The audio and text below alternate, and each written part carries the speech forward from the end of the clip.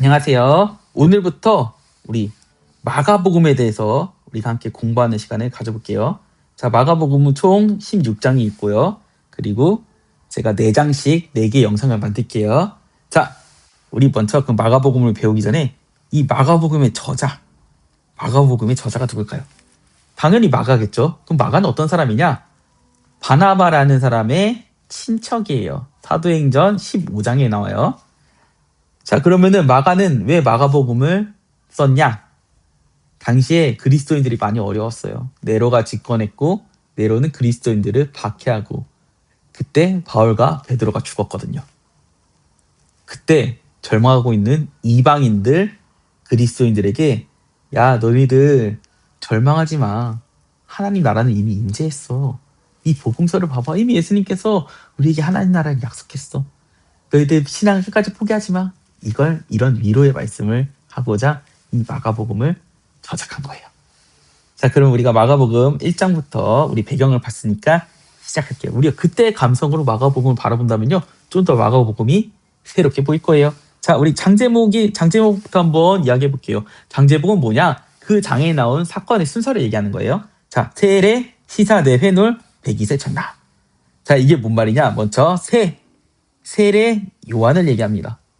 마가복음의 주인공은 예수님인데 왜 세례 요한이 먼저 소개를 해요? 라고 생각하는 사람들도 있을 거예요. 자, 1장 1절을 보면요, 그 물음에 대한 어느 정도 해답이 있습니다. 하나님의 아들 예수 그리스도의 복음의 시작이라. 자, 왜 이렇게 시작을 하냐? 복음의 시작이라. 하나님의 아들 예수 그리스도의 복음의 시작이라. 그 시작을 누가 스타트 끊냐? 바로 세례 요한의 예언으로부터 스타트가 끊어진다는 것이죠. 자, 제가 PPT 한번 준비했어요. 자, PPT 복음의 시작. 마가는 예수 그리스도의 복음이 갑자기 생겨난 것이 아니라 구약의 예언, 이사야 말씀이 나와요. 구약의 예언으로부터 시작되었음을 강조하고자 한다. 첫째 예언은 창세기 1장 3절에 나와요. 1장 3절이고 1장 3장에 나와요. 3장. 그런데 메시아, 즉 예수 그리스도의 예언이 아니라 메시아보다 앞서와서 그의 길을 준비했던 세례 요한에 대한 예언을 먼저 언급합니다. 그것은 구약에서 예언된 메시아의 길을 준비한 자, 광야에서 외치는 자의 소리가 세례 요한임을 밝힘으로 그 뒤에 오시는 예수님이 하나님의 아들이자 메시아라는 것을 증명하고자 합니다. 갑축티가 아니라는 거죠. 고대나 현대나 스토리가 중요한 거예요. 그리고 과거의 예언이 현대에 들이받다는 것은 신의 뜻이라고 생각하는 고대인들이나 현대인이랑 똑같은 생각을 갖고 있는 거예요. 하나님은요, 거기에 맞춰주신 거예요. 그러니까 이 이방인들에게 얘기하는 거죠. 봐라, 메시아는 이미 예언된 사건이야. 하나님께서 약속하신 사건이야. 그러니까 너희들 보이는 현상에 절망하지 마. 그걸 얘기하고 싶은 거예요. 그렇게 보면 좀 감동이기도 하지 않나요? 자, 그래서 제가 계속 할게요. 자, 그가 오시기를 곧게 하라. 그는 누구죠? 예수님이죠. 자, 세례 요한에 대해서 설명하면서 예수님이 오시기를 먼저 예고하는 사람, 그러니까 예고편이라고 얘기하면 돼요. 티저를 외치는 사람이라고 생각하면 될 것 같아요. 그래서 세례 요한의 모습에 대해서 표현이 되는데요. 메뚜기와 석청을 먹고, 그리고 약대털이 아니고 낙타터록과 가죽띠, 그리고 메뚜기와 석청, 이게 옷을 이렇게 입고 먹는 것은 이거였어요. 그래서 낙과 매청, 이렇게 우리가 외우시면 세례 요한의 모습이다 라는 걸 알 수 있어요. 근데 세례 요한이 이렇게 계속 예수님을 외치고 회개하러 천국이 가까웠느니라고 외치니까 사람들이 뭐라고 생각했냐? 당신이 메시아예요? 라고 생각을 하는 사람들이 있었어요. 마가복음에는 표현되지 않지만 마태복음, 누가복음, 그 다음에 요한복음까지 나오나? 하여튼 이제 4개 복음서 안에서 이 세례 요한이 외치는 소리에 대해서 사람들의 반응에 대해서 나온 복음서를 보면요, 그렇게 생각을 한다는 거죠. 그래서 세례 요한이 사람들에게 얘기해요. 내 뒤에 오시느니, 예수님은 내가 신발끈을 풀기도 감당치 못하는 사람이다. 왜 이런 얘기를 했냐? 이 당시에 신발끈을 풀어주는 역할은 누가 하냐? 종이 했어요. 그러니까 나는 그 종의 역할도 못하는 사람이다 라고 얘기를 하는 거죠. 그때 누가 등장하냐? 예수님께서 등장해요. 예수님께서 등장하셔서 뭐라 그래요? 세례, 이 샤워기가 세례를 뜻하는 거거든요. 세례를 받으셨을 때 성령의 비둘기같이 하나님의 말씀이 임재해서 내 사랑하는 아들. 자, 제가 그냥 읽을게요. 제가 제대로 못 읽었어요. 자, 세례를 베푸실 때, 자, 곧 물에서 올라올 때 하늘이 갈라진가 성령이 비둘기와 같이 자기에게 내려오심을 보시더니, 네, 예수님께서 등장하세요. 예수님께서 어떻게 해요? 세례를 받으세요. 세례를 받을 때 이 세례는 샤오기 표시예요.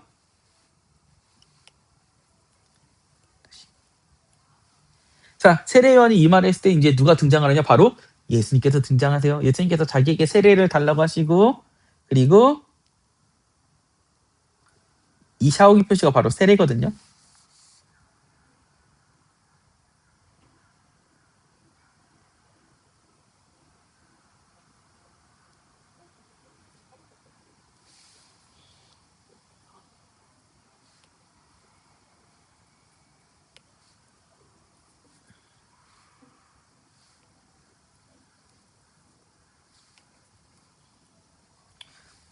자, 세례요한이 그 발언을 마쳤을 때 뭐라고 누가 등장하시냐? 바로 예수님께서 등장하세요. 예수님께서는 나타나셔서 샤오기가 세례 표시예요. 자, 세례를 받으시고 그때 하늘이 갈라져서 성령의 뭐가 같이 여기 보면요. 비둘기같이 자기에게 내려오심을 보시더니 하늘로부터 소리가 나기를 너는 내 사랑하는 아들이라 내가 너를 기뻐하노라.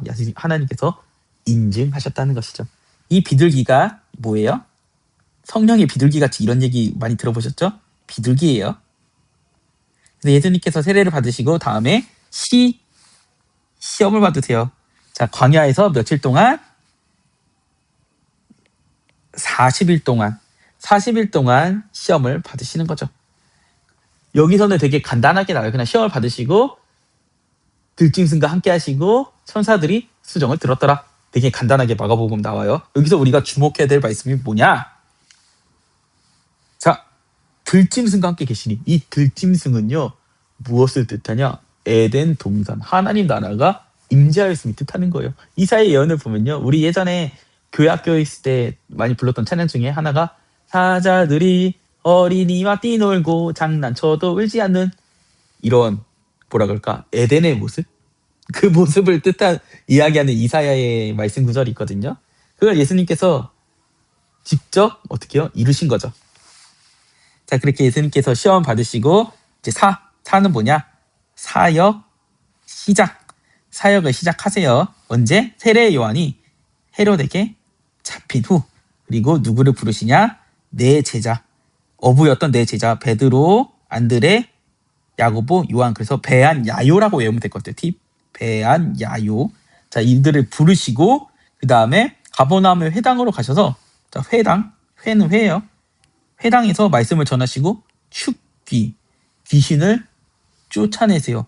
귀신을 쫓아낸 예수님을 보고 무리가 놀라죠. 왜 아무나 할 수 없는 일을 하시니까요. 그래서 놀란 무리. 그 다음에 베드로의 장모를 치유하시고 또 한 번 귀신을 쫓아내세요. 그리고 예수님께서 다시 한번 전도로 나가시는데 이때 특이한 게 뭐냐? 이 새는 뭐냐? 새벽 기도예요. 예수님께서 새벽에 기도하시다. 그래서 한국교회가 이걸 근거로 새벽 기도를 드리는 거예요, 실은. 자, 그러고 나서 다시 한번 전도 여행을 떠나서 이때 뭐 귀신도 쫓아내시고 병도 치유하시고 이런 사건들이 일어나요. 그리고 마지막에 나병 환자를 치유하세요. 근데 여기 특이점이 있어요. 내가 치유한 사실을 모세 율법대로 뭐 제사장들에게 보이긴 하되 내가 치유했다고 얘기하지 마라. 예수님께서 왜 그러셨을까요? 특이점 있습니다. 예수님은 유대 지방에서 병고침 하셨을 때는 소문내지 마라. 이방인 지역에서 병고침 하셨을 때는 얘기해도 된다라고 하세요. 그 이유가 뭐냐? 유대인들이 가지고 있던 메시아의 인식 때문이에요.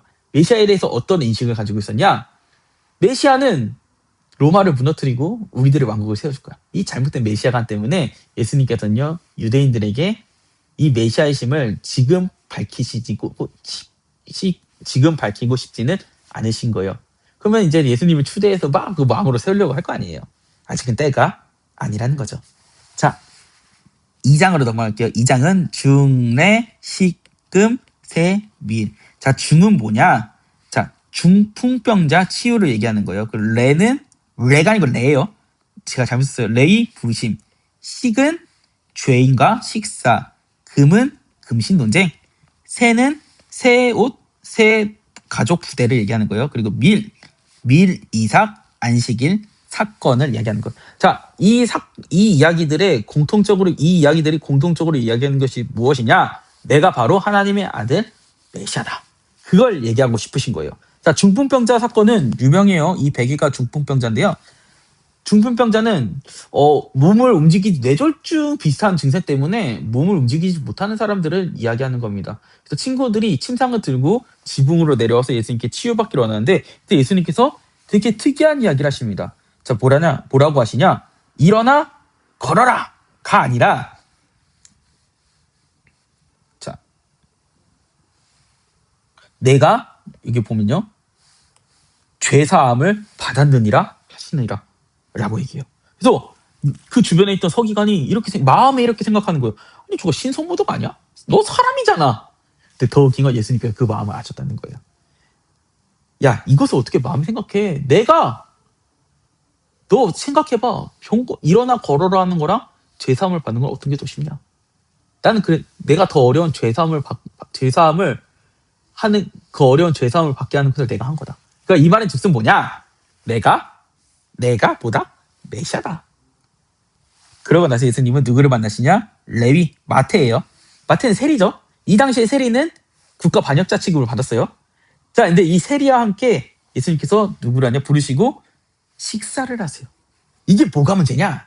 이 당시에 유대인들의 인식은 죄인들과 식사하면은 불경하다라고 생각을 했어요. 같은 죄인이라고 생각해요. 식사는 내가 정말 친한 사람, 가족같이 여기는 사람, 형제 자매들과만 하는 것이라고 인식이 있었기 때문이에요. 그럼 이 사람들은 왜 특별히 죄인과 식사를 하는 것을 몸서리치게 싫어했을까요? 왜 같은 민족으로 생각하지 않았을까요? 왜냐면요, 자신들이 심판받고 벌받은 이유는 죄인들 때문이라고 생각을 했기 때문이에요. 그래서 이 죄인들이 빨리 없어져야지 메시아가 이 땅에 오신다라고 생각했어요. 이 죄인의 카테고리엔 누구도 있냐? 불치병자도 있는 거예요. 불치병자는 하나님께 죄를 받아서 저주를 받았다라고 생각했기 때문이에요. 그러니까 예수님이 병 고치는 것도, 죄사함을 받았다고 하는 것도 마음에 안 드는 거예요. 왜? 쟤는 메시아가 아닌 것 같은데? 우리의 바람을 안 들어줄 것 같은데? 죄인들과 식사함으로써 쟤들은 유대인으로서 죄인들과 같이 식사한다는 것은 가족의 카테고리 안에 있다는 거예요. 메시아가 저 죄인과 식사함으로써 저 죄인 때문에 더 늦게 온다는 거예요. 그러니까 유대인들은 차라리 그들을 배제시키는 게 더 빠르겠잖아요. 저들을 회개시키는 것보다 배제시키는 게 더 빠른 거예요. 너희들은 내 민족이 아니다. 저들을 배제시키다 보면 어떻게 해요? 의인들만 남아서 메시아가 온다. 이런 잘못된 생각을 갖고 있었던 것이죠. 그래서 이 죄인 식사가 특별하게 들어간 거죠. 그러고 나서 터진 사건이 뭐냐? 금식 논쟁. 이 금식 논쟁은 뭐냐? 이것도 예수님께서 자기가 메시아이심을 드러내는 사건이에요. 자, 요한의 제자들이 와서, 야, 바리새인의 제자들과 우리는 금식하는데 왜 당신들의 제자는 금식을 안 합니까? 라고 얘기를 해요. 예수님께서 얘기하세요. 야, 혼인잔치에 신랑이 있는데 금식하면 신뢰가 아니냐? 이게 뭐냐? 혼인잔치라는 것은 하나님 나라를 얘기하는 거예요. 그럼 하나님 나라의 주인은 누구예요? 예수님이에요.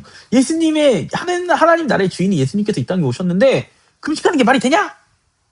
나는 메시아야. 너네 스승 세례 요한의 말 못 들었어. 그걸 얘기하고 싶으신 거예요. 자, 그러고 나서 또 하나의 사건이 터져. 밀 이삭 안식일 논쟁.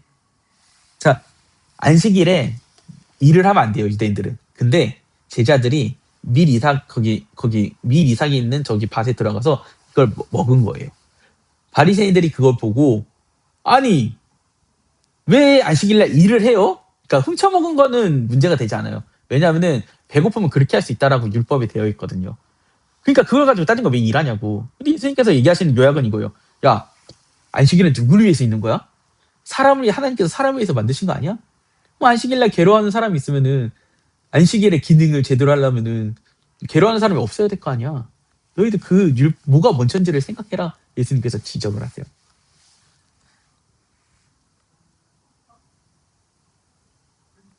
제가 이거 하나 빼먹었네.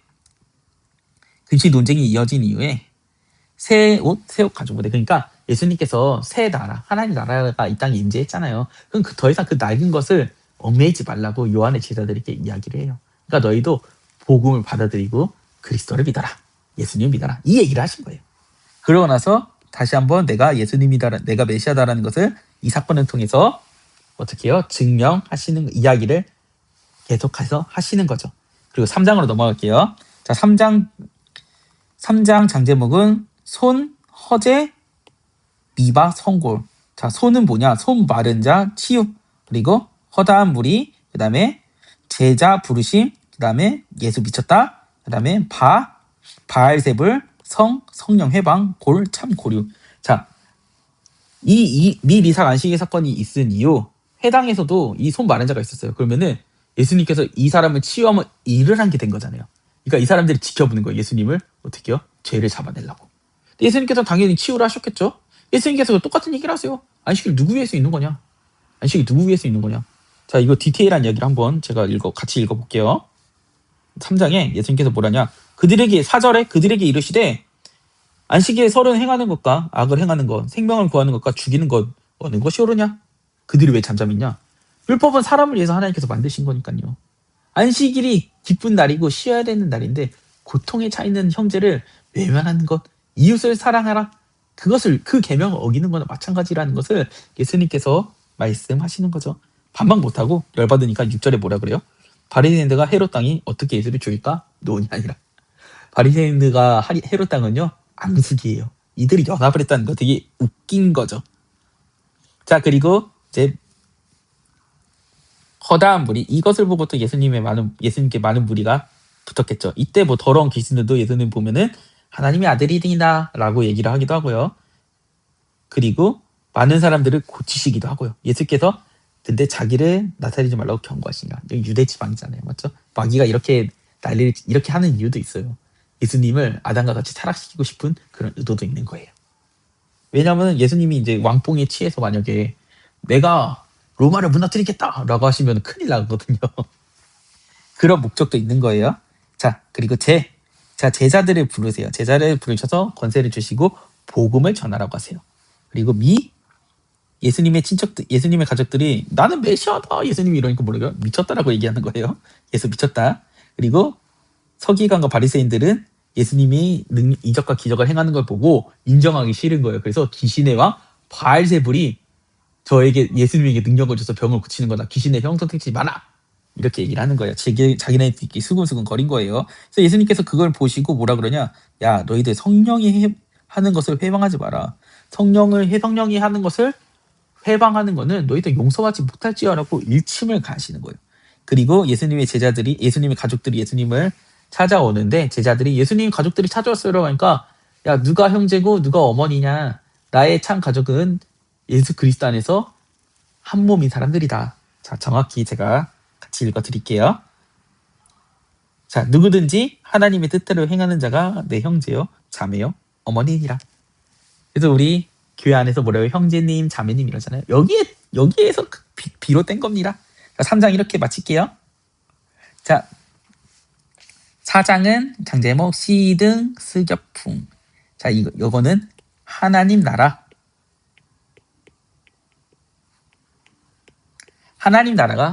메인 테마예요. 자, 1장, 2장, 3장은 내가 메시아야. 그리고 4장은 메시아가 알려주는 하나님 나라가 어떤 것인지를 이야기를 하는 겁니다. 먼저 씨 뿌리는 비유. 이거 우리 되게 많이 들어봤죠? 제가 팁으로 만들었어요. 길도 가밭. 뭐냐? 씨를 뿌렸는데 씨가 길가에, 돌밭에, 가시덤불에 좋은 밭에 떨어진 것을 얘기하는 거예요. 뭐 길가에 떨어진 거, 돌밭에 떨어진 거, 그 다음에 가시밭에 떨어진 거, 다들 어떻게 해요? 열매가 끝까지 맺지 못하잖아요. 근데 좋은 밭에 떨어진 사람들은 어떻게 해요? 30배, 60배, 100배의 결실을 맺는다. 이 이야기는요, 우리의 신앙 상태를 얘기하는 게 아니에요. 택함 받은 성도들의 이야기를 하는 거예요. 우리는 때로는 길에 떨어진 것 같기도 하고, 돌밭에 떨어진 것 같기도 하고, 가시밭에 떨어진 것 같은 느낌을 받을 때가 있어요. 하지만 우리는 택함을 받았기 때문에 실은 좋은 밭에 떨어진 거예요. 느낌이 그렇다는 거죠. 언제 이 열매가 꽃 피울지는 하나님만 하신다는 거죠. 그러니까 우리가 어떤 상황에 있어도 나는 아닌가 봐 그렇게 생각하지 말라는 거예요. 그럼 예수님께서 왜 이런 말을 하셨냐? 여기서 보면은 제자들을 부르셔갖고 복음을 전파하라고 하셨잖아요. 어떤 사람 받고 어떤 사람 안 받고 이러니까 예수님께서 그 마음을 아시고 이 제자들을 어떻게 해요? 위로하시고 담대하게 복음을 전하라고 얘기를 하신 거죠. 자, 그러고 얘기하시는 게 등불 비유에 대해 등불 비유로 또 하나님 나라를 표현하시는데 이건 제가 PPT를 준비해봤어요. 자, 이거 스스로 자라나시구나. 죄송해요. 이거 PPT를 준비하진 않았고요. 등불 비유도 하나님 나라를 얘기하는 거예요. 하나님 나라가 있는데 하나님 나라는 감추어지지 못한다. 감춰지지 않는다. 근데 그것을 감지를 못하는 건 바로 너네들이다. 그걸 얘기하고 싶으신 거예요. 자, 그리고 예수님께서 이어서 하나님 나라에 대해서 얘기할 때 스스로 자라나는 씨 비유에 대해서 얘기해요. 이거는 특이하게 마가복음에만, 사복음서에는 다 안 나오고 사복음서 중에서 마가복음에만 나오는 이야기예요. 제가 아까 이거 PPT 준비한 거 보셨죠? 자, 제가 읽어볼게요. 자, 이것은 마가복음에만 기록된 비유입니다. 땅에 뿌려놓은 작은 씨앗이 스스로 자라 곡식을 내는 것처럼 예수님을 통해 뿌려진 복음도 스스로 성장해서 결국 완성될 것이란 뜻입니다. 여기서 중요한 점은 어떤 사람이 씨를 뿌려놓고도 스스로 자라 곡식을 맺는 것을 알지 못하듯 하나님 나라의 성장도 사람은 알 수 없다는 거예요. 즉 씨앗이 스스로 곡식을 맺는 것이 창조주 하나님 능력 안에 있는 것처럼 하늘나라의 성장도 보이지 않는 하나님의 능력 안에서 이루어진다는 것입니다. 이것은 예수님의 복음을 무시하고 반대하는 사람들에 대한 경고의 메시지로 볼 수 있는 거죠. 시간이 지나고 곡식이 익으면 틀 때가 오는 것처럼 하늘나라가 완성되면 심판의 때가 오기 때문이에요. 이거 그럼 누구에게 얘기하는 것 같아요? 네로 시대 그리스도인들에게 이야기를 하는 거예요. 야, 너희들 지금 하나님 나라가 미약한 것 같지? 아무것도 없는 것 같지? 아니야. 하나님께서는 이미 역사를 이뤄가고 계신 거야. 그러니까 너희들 절망하지 말고 포기하지 말고 끝까지 예수님을 붙들었으면 좋겠다라고 하시면서 이야기를 하는 거예요. 그래서 이 스스로 자라나는 씨 비유에 이어서 무엇을 얘기하냐? 이 겨자씨 비유가 그래서 나온 거예요. 겨자씨가 되게 쬐끔하죠. 겨자씨가 처음에 이렇게 쬐끔하나 나중에는 성장해갖고 많은 새들이 성장을 쉴 수 있을 만큼 크게 변한다는 거예요. 이건 역사적으로 증명이 됐죠. 예수님 시대, 로마 시대 그리스도교는요, 겨자씨보다 더 작았어요. 핍박 때문에 없어질 것 같은데 결국엔 어떻게 해요? 이 그리스도의 복음이 꽃 피우고 성장하고 나무가 돼서 세상의 모든 문화와 경제, 역사에 엄청난 영향을 주었잖아요. 결국 이 예수님의 말씀은 하나님 나라는 성장하는 중이고 이미 이루어졌다는 것을 증명하신 거죠. 예수님은 그리고 말로만 우리에게 증명하시지 않으세요. 자, 풍랑 잔잔 사건이 있어요. 자, 마지막이에요. 시등스교 풍. 자, 예수님께서 갈릴리 바다를 건너가고 계시는데 이제 건너가시는 도중에 피곤하셔서 밑에서 주무시고 계셨을 때 풍랑이 일어난 거예요. 근데 제자들이 풍랑이 일어남을 듣고 예수님을 찾아요. 예수님이 깨어갖고 예수님 도와주세요라고 하니까 예수님께서 바다야 잠잠하라, 풍랑아 잠잠하라고 했나? 잠시만요. 제가 한번 볼게요. 같이 볼까요, 우리? 바람을 꾸짖으시되 바다더러 이르시되 잠잠하라 고요하라 하시니 바람이 그치고 아주 잔잔하여 지더라. 이 제자들이 이르시되 제자들에게 이렇게 얘기하세요. 어떻게 이렇게 무서워하느냐? 너희 믿음이 없느냐 하시니. 자, 이게 무슨 뜻이 있냐? 이 시대의 자연재해는 신이 했다라고 생각하고 있는 거예요. 신이. 근데 그 신의 재해를 예수님께서 꾸짖으시며 잠잠하게 했다는 것은 예수님께서 하나님이시다라는 것을 증명했다라는 것이죠. 그래서 예수님께서 얘기하는 거예요. 내가 너희에게 계속 메시아 사역을 보여주면서 내가 메시아임을 너희에게 알려주고 하나님 나라에 대해서 계속해서 얘기를 했는데 너희도 아직도 의심이 많냐? 두려워하느냐? 이 믿음이 없는 자야 라고 얘기하시는 거예요. 예수님께서는 언제나 이렇게 말씀을 하십니다. 역사를 통해서 우리에게 모든 것을 다 보여주셨어요. 근데 우리는 늘 세상의 풍랑 앞에서 두려워하고 전진하지 못할 때가 있어요. 믿음이 작아질 때도 있어요. 근데 예수님 그때마다 우리에게 우리의 모든 일을 해결해 주시면서 이렇게 얘기하는 거예요. 내가 예수님이야. 내가 너희를 보호하고 있어. 그렇게 우리를 포기하지 않으시고 견인해 나가시는 겁니다. 자, 오늘 말씀의 요약입니다. 오늘 말씀의 요약은 한 가지예요. 마가복음 1장 1절. 이거 되게 중요해요. 하나님의 아들 예수 그리스도의 복음의 시작이다. 하나님 나라가 시작되었다. 예수님께서 오신 거예요. 그 하나님 나라를 어떻게 해요? 지금까지 계속해서 하나님께서 성장시키고 계신다는 것이죠. 자, 오늘 마가복음 이렇게 4장까지 해봤는데요. 어떻게 길었나요? 더 짧게 해볼게요. 우리 또 공부 화이팅입니다. 화이팅!